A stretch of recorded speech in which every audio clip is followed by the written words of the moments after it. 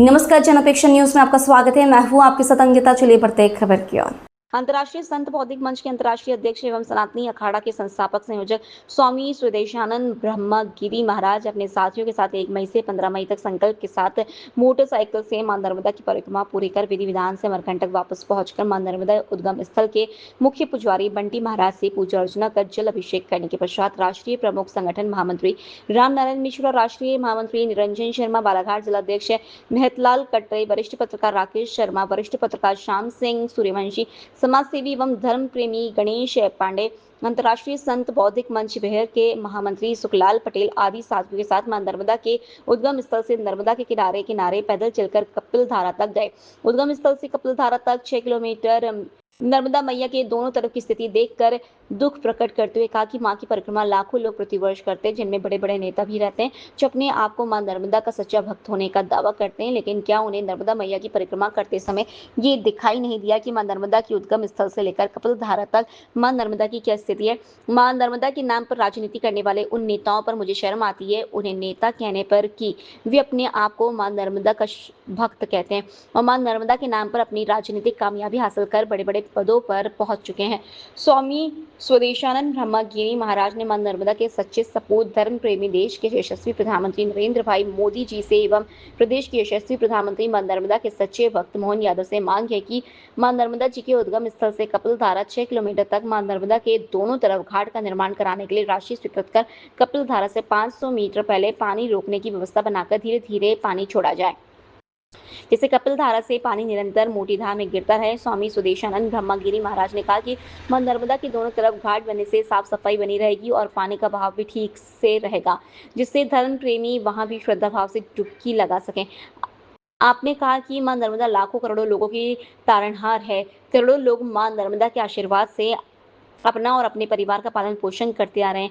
साथ ही लाखों ऋषि मुनि, साधु संत, समाज सेवी, जनप्रतिनिधि और धर्म प्रेमी मां नर्मदा की परिक्रमा कर पुण्य लाभ प्राप्त करते हैं। स्वामी जी ने बताया कि मेकाल पर्वत भगवान शिव की तापोभूमि है। भगवान शिव की घोर तपस्या से मां नर्मदा का उद्गम हुआ, जो सभी सनातनियों के लिए अपूजनीय है।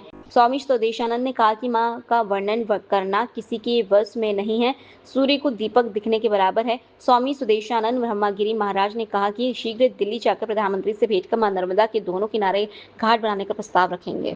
हर हर नर्मदे। सभी पत्रकार बंधुओं को बहुत बहुत धन्यवाद। जैसा कि आप सभी को मालूम है, 1 मई से 14 मई तक अंतर्राष्ट्रीय संत बौद्धिक मंच के माध्यम से मेरे नेतृत्व में नर्मदा मैया की परिक्रमा हम लोगों ने किया और नर्मदा मैया की परिक्रमा पूरी करने के पश्चात हम जब अमरकंटक आए, अमरकंटक में हमने जल अभिषेक किया। उसके पश्चात मां नर्मदा मैया के उद्गम स्थल से कपिल धारा तक हम पद यात्रा करते हुए मैया जी के दर्शन करते हुए हम कपिल धारा तक गए। जब हम पैदल चल रहे थे तो मां नर्मदा की स्थिति देखकर मुझे बहुत दुख हुआ। मां नर्मदा मैया की दोनों ओर झाड़ियों से पटा हुआ है, गंदगी का आलम है, साफ सफाई नहीं है, जबकि सरकार नर्मदा मैया की साफ सफाई के लिए, स्वच्छता बनाए रखने के लिए करोड़ों अरबों रुपए खर्च कर रही है। उसके बाद भी वहाँ देखा तो मुझे बहुत तकलीफ हुई,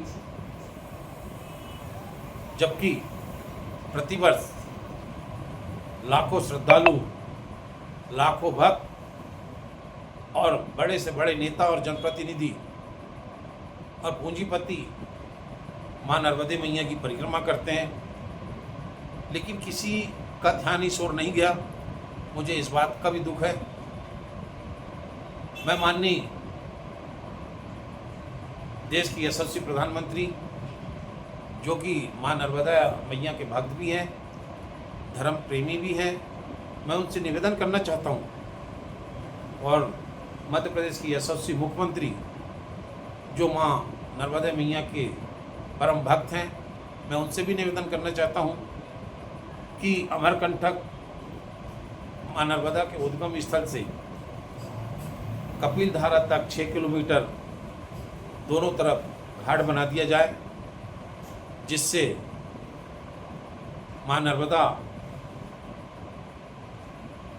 का जो स्थल है वह स्वच्छ और साफ सुथरा रहे, ताकि हमारे जो श्रद्धालु जाते हैं, भक्तगण जाते हैं, वो उस स्थान पे भी डुबकी लगाकर अपना पुण्य लाभ लें। हर हर नर्मदे।